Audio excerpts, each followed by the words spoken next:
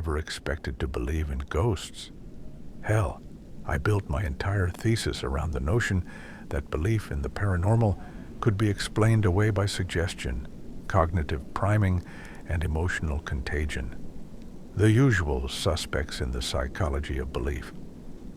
I was a doctoral candidate at the University of Virginia in 2003, and I was cocky, brilliant, maybe, but full of myself in all the ways an arrogant 26-year-old can be when he thinks he's cracked the human mind like a walnut. My thesis was titled The Suggestibility of the Paranormal, a psychological study of environmental triggers and expectation bias in haunted environments. Real mouthful, I know, but the idea was simple enough. Put people in a haunted location, suggest that strange things happen there, and record their reactions. Analyze how their beliefs, prior knowledge, and expectations influenced what they claim to see, hear, or feel. But here's the thing. When you spend too long poking around in haunted places, sometimes something pokes back. The site I chose for one of my field studies was St. Luke's Parish in Ashford County. I knew it well. My family used to attend services there until we moved out of the county when I was 9. It's the sort of building you'd expect to find in a horror movie. White clapboard siding, weathered by decades of rain and wind. Gothic arched windows stained with the image of saints that stared down with lifeless, judgmental eyes. The graveyard wrapped around the church like a necklace of rot, headstones leaning drunkenly, many covered in moss, some so worn you couldn't even read the names. But the real reason I picked it, that's where they held Jason Miller's funeral. Jason had been my best friend when I was a kid. The kind of friend you ride bikes with in the summer and trade Halloween candy with when your parents aren't looking. He died in a freak accident when we were 8. Fell into a frozen creek and didn't come back up. His body was found 3 days later. Closed casket funeral. I remember being confused more than sad, sitting in that big church with its cracked ceiling and endless silences between the weeping. That night has always stayed with me. And on the night of October 18th, 2003, I found myself unlocking the doors of St. Luke's with a rusted key borrowed from the county's historical society. I told them I was doing research for my dissertation. They didn't ask many questions. I signed a waiver. They were probably just happy someone gave a damn about the old place. The church had been officially closed since the late 80s. The last service held there was in 89, and by all accounts, it hadn't aged gracefully. The doors groaned like coffin lids when I opened them. My flashlight cut a narrow beam through the thick, musty air inside. It smelled like old wood, mold, and something else. Something faintly sweet and rotten, like flowers left too long on a grave. I set up my equipment in the front pew, a video camera, 2 tape recorders, my laptop, and a small thermal sensor. Nothing fancy. The goal wasn't to find ghosts, just to observe how my own reactions and mental state might shift during the night. I wrote down my baseline thoughts in a notebook. 10:32 p.m. No signs of fear or anxiety. Slight unease due to surroundings. Logical, expected. No significant auditory or visual anomalies.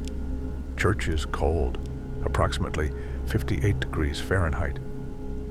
I sat in silence for a while, listening, waiting, letting the night grow around me. Then I started hearing the voices. At first, I told myself it was just the wind. Old buildings talk when they settle, groaning and creaking like bones shifting under the skin. I'd expected that, even welcomed it. But around midnight, the whispers started. It was faint, almost like static at first. I was reviewing the tape on my digital recorder, and I thought maybe it was interference, but when I turned it off, I realized the sound wasn't coming from the machine. It was inside the church, software in the rafters, murmuring. I stood still, holding my breath. Goosebumps rose on my arms like frost forming across glass. It sounded like someone was praying. The whispering built in slow layers, not in English, but in Latin. It was too rhythmic to be nonsense, like a priest giving the old mass. But it came from above, somewhere near the choir loft that hadn't been used in decades. I forced myself to climb the narrow stairs. Each step gave a crack that echoed through the chamber like a gunshot. The loft was empty, dust thick enough to leave a trail through. No footprints, but mine. That's when I felt it, the unmistakable sense of being watched. Every instinct screamed at me to turn around, to get out, to leave it all behind. But I stayed. Of course I stayed. I was a man of science. I returned to the front pew, breath shallow, heart thumping. I recorded another entry, 12:17 a.m., mild auditory hallucinations, possible wind patterns or ambient noise misinterpreted by brain under stress. No visual confirmation of any anomaly. Slight increase in heart rate and perspiration. Feeling observed, likely a product of environmental psychology, empty sacred space, elevated awareness. That's when I saw Jason. It wasn't a fleeting glimpse. It wasn't peripheral vision trickery. He was standing in the aisle, about 10 feet from me. He looked exactly like he had the last time I saw him. Blonde bowl cut, red puffy jacket zipped up to the neck, dark jeans, and those old, beat-up Nikes he used to wear every day. His skin was pale, tinged slightly blue, like someone submerged in water too long. I couldn't move. He didn't blink, didn't breathe, just looked at me. I whispered his name before I could stop myself. Jason. He didn't answer, just pointed down the aisle toward the pulpit. Then he was gone. No dramatic fade out, no swirling mist, just gone. 1 second there, the next not. I should have packed up and left right then. Any rational person would have. But I needed proof. For myself. More than anyone. I replayed the camera footage, but the aisle was empty on the screen. The tape recorder, though, it caught something. A voice. Just one word. Whispered in a child's voice, high-pitched and close to the mic. Come.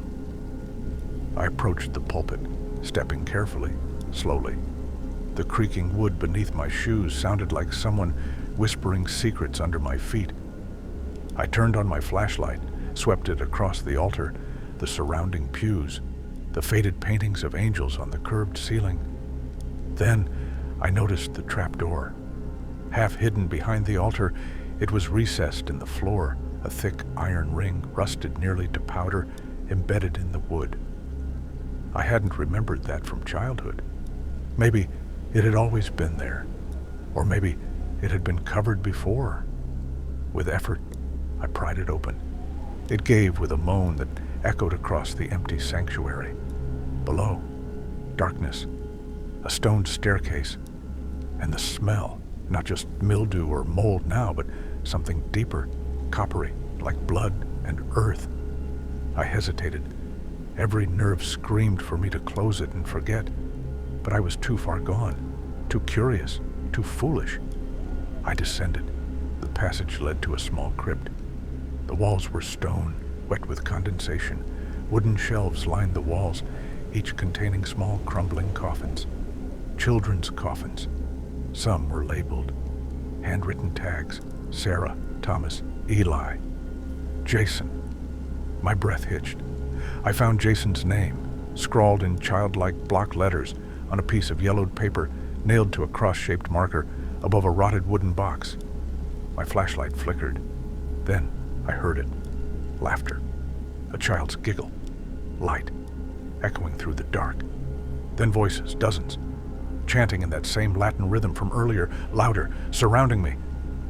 I turned, but the stairs were gone. Only stone. I was sealed in. My light failed completely. Panic rushed in, cold and primal. My chest seized and my ears rang with pressure. I slapped the flashlight, tapped it against my thigh, desperate for a flicker. Nothing. Darkness swallowed everything. I pressed my back against the damp stone wall and slid down until I was sitting on the cold floor. I pulled my phone from my jacket.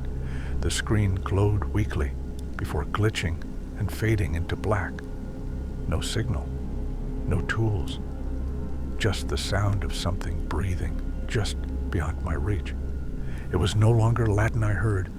It was weeping, small, pitiful sobs. Children. And then Jason's voice, closer than it should have been, his whisper hot against my left ear. Why didn't you save me? I jerked away, flailing in the dark. My hand collided with something wet and soft, mildewed cloth, or worse, skin. I yelped, scrambling to my feet, swinging wildly.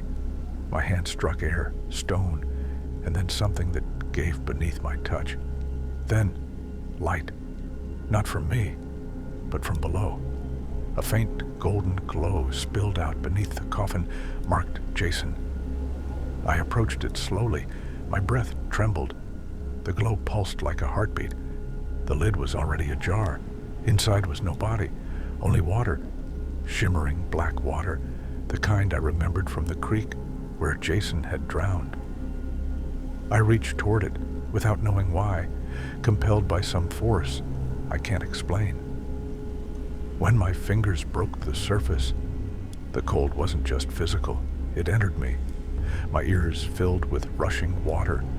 My vision swam. I saw flashes, Jason under the ice, eyes open and mouth bubbling. Then dozens of other children, faces half rotted or bloated, staring up at me. And then I was in the water, gasping, sinking. But my body hadn't moved. It was my mind being pulled under. The children spoke, their voices merging into one, echoing within my skull. No one heard us. No one came. They showed me things. The churches passed. The priest who locked the doors during a fire. The boys and girls buried in the crypt when their parents could no longer feed them. Sacrifices, secrets, songs sung to keep the evil quiet. Jason had been the last. I screamed out loud. My voice tore through the crypt, and the wall opened. A sliver of moonlight poured in from the back of the crypt. A loose stone had shifted, revealing a narrow tunnel that led to the rear of the graveyard. I didn't think. I didn't hesitate. I ran. The tunnel walls scraped my arms, tore my jacket. I clawed my way forward, half crawling, half sobbing. And then, cold air, grass, night sky. I collapsed just beyond the stone wall of the churchyard. I lay there until sunrise. I never went back. I submitted my thesis, though I left St. Luke's out of the final draft. My advisor called it disappointingly inconclusive. I didn't care. I still have the tape. The one where Jason said, "Come." I've played it hundreds of times. It never changes. But sometimes I hear breathing at the end, and a wet sound, like something dripping. I haven't dreamed of Jason since that night, but I see his face sometimes, in puddles, in glass, in my son, who was born 8 years later, and who, when he was 4, once whispered to me while we were walking past an old church in another state, "Daddy, that's where the sad boy lives." I asked him what boy. He only shrugged, but he looked scared and cold, like he remembered something I had tried my whole adult life to forget.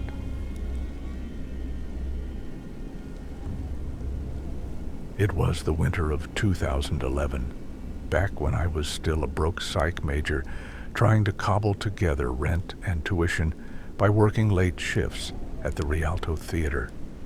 You've probably never heard of it.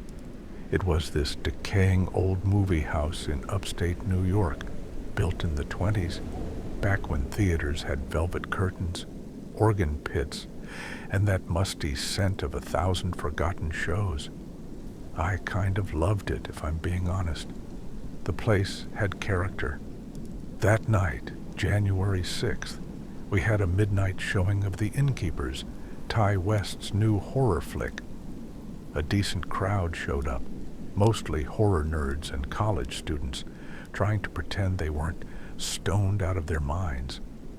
It was the kind of film that lingered with you, not jump scares, but that creeping, ghost behind the door tension. Fitting, I guess, considering what would happen later.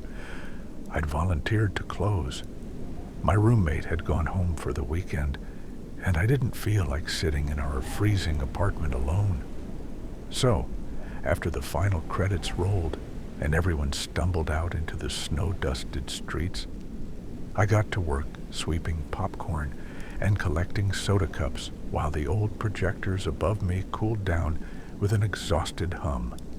By 2 a.m., the place was dead silent, the kind of quiet that presses on your ears. I'd shut down the main lights, leaving just the dim house bulbs along the aisles glowing amber.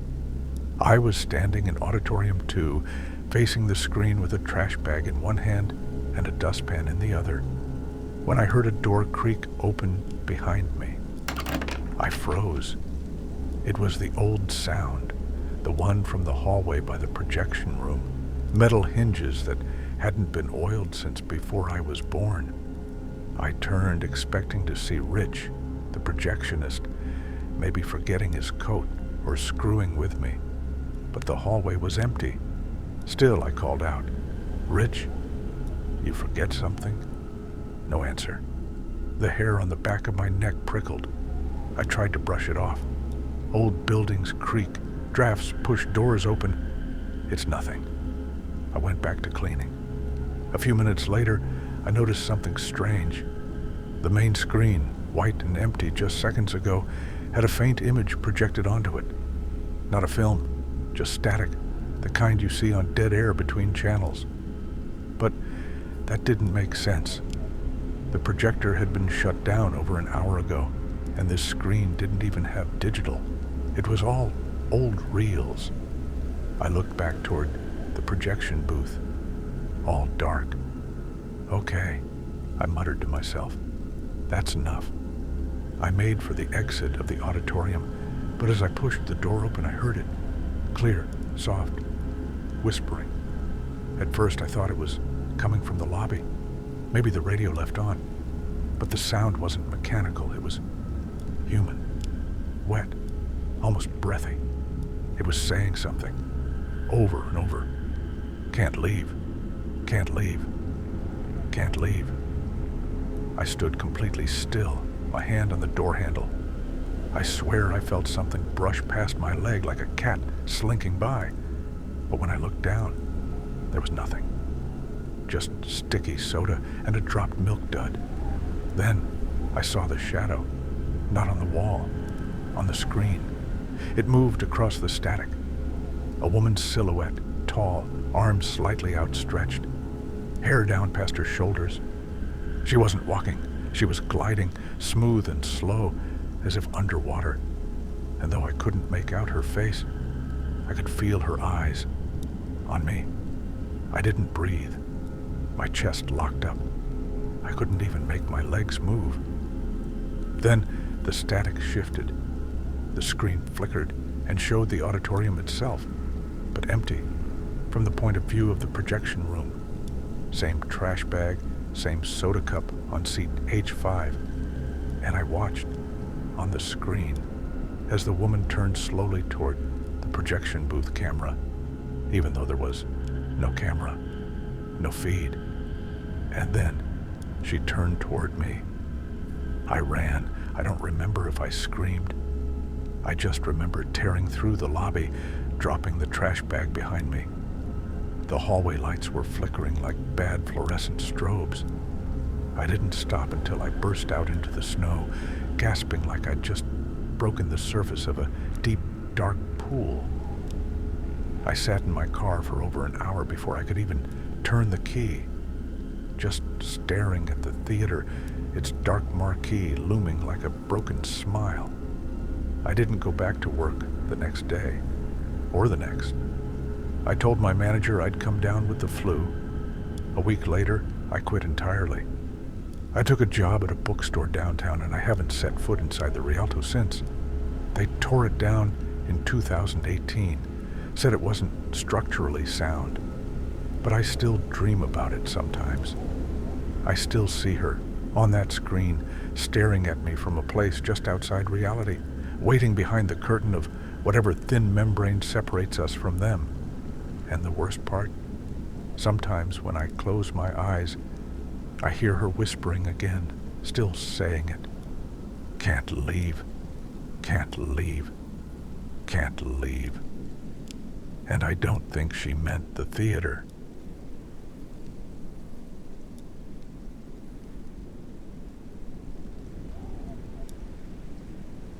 It was one of those October evenings that feel sharp enough to cut through you, the air brittle and smelling faintly of smoke and dying leaves. Kayla was beside me, her hand warm in mine, her laughter light and easy as we drove out from the diner. We'd eaten too much greasy food, sat in a sticky booth beneath flickering fluorescent lights, and now the sun was dropping fast, bleeding color into the sky. I had told her about Elvira, a place few people even knew existed. A ghost town, swallowed by the forest, its ruins claimed long ago to build a munitions depot during World War II. Concrete bunkers, rusted fences, a forgotten cemetery, relics of lives erased. Kayla was eager to see it. She said she liked places that were forgotten by time, places with stories trapped in their stones. We pulled off the highway onto a narrow gravel shoulder, the gravel crunching sharp beneath the tires. The woods pressed close, thick and silent, smelling like wet earth, moss, and decay. We stepped out, and the chill hit us like a cold wave, air heavy with the smell of rot, dead leaves crumpling underfoot, and something else, metallic and sharp like blood in the soil. The bunkers rose from the woods like dark monoliths, hulking and gray, their concrete scarred with moss and rust. Some doors were welded shut, others yawning black. Kayla's camera flash punctuated the dusk with bursts of light, casting long, twisted shadows that danced between the trees. I told her about the people who once lived there, the families who built lives in Elvira before the government tore it apart to make way for the war machine. About how their homes were bulldozed, their memories buried beneath concrete and silence. The wind stirred, carrying a low, hollow, dragging sound like chains scraping stone. I blamed the wind, but Kayla's face tightened. Do you hear that? We turned back toward the car. The sun was a smear of blood behind the ridge when I slid into the driver's seat, the worn leather creaking beneath me. Kayla was still buzzing from the eerie walk, her breath catching in her throat as she caught glimpses of the woods through the window. I turned the key. Click. Nothing. I tried again. Click. And again. Click. The engine refused to start. I popped the hood, hands fumbling over cold metal, heart pounding hard enough to echo in my ears. The forest was unnervingly silent now. No birdsong, no rustling animals, just the oppressive stillness of something waiting. Then, through the skeletal trees beyond the bunkers, I saw them. Figures, slowly emerging from the shadows near the cemetery. 10, 15, at least that many. They moved with a stiff, unnatural gait, like puppets dragged by unseen strings. Their faces were pale, twisted with agony and rage. Hollow eyes stared at us, full of sorrow and hate. I grabbed Kayla's arm, pulling her back inside the car. I locked the doors. The temperature dropped instantly, frost forming on the windows. Our breaths steamed in the freezing air. They came closer. Their rotten, decayed faces pressed inches from the glass, eyes glazed and milky, mouths agape to reveal blackened, broken teeth and crawling maggots beneath torn flesh. Their ragged clothes hung in tatters, soaked with dirt and something darker, dried blood, or worse. The woman at the front, her dress torn and filthy, hair matted with dirt and leaves, pressed her face so close I could see veins pulsing beneath her cracked skin. "You shouldn't be here," she hissed, voice like dry leaves scraping stone. This was our home. A man in a moth-eaten suit, his jaw slack and hanging, banged on the door with a fist that left frost-bitten smears on the paint. "They took everything," he growled, "and left us to rot." A boy, no older than 10, clutched a shattered toy soldier, his swollen eyes silently pleading. His lips moved, but no sound came out, just a mouth shaped by grief. Their fingers scraped along the glass, long and brittle, leaving icy, painful trails like shards of broken glass, cutting my skin through the metal. The rancid stench of rot seeped through the seals, thick and choking, filling the car with the smell of wet earth, death, and decay. A preacher with wild, accusing eyes appeared at Kayla's window, his mouth twisting into a wicked grin as he whispered curses that clawed at my mind like icy fingers. Kayla sobbed quietly, clutching her coat tight. The cold inside the car bit through my jacket and flesh, like frost was crystallizing inside my bones. The ghosts surrounded us, a ring of despair and rage. Their hollow voices echoed in my skull, pleas, threats, endless sorrow.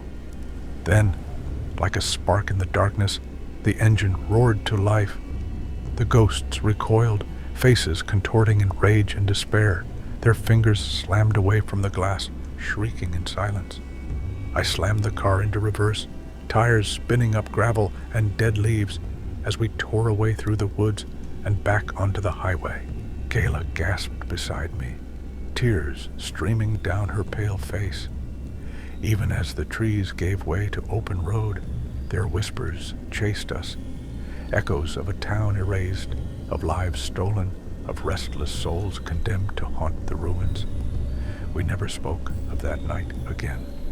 But sometimes, when the night is thick and the air turns suddenly cold, I swear I feel them, those faces pressed against the windows of my mind, waiting, watching.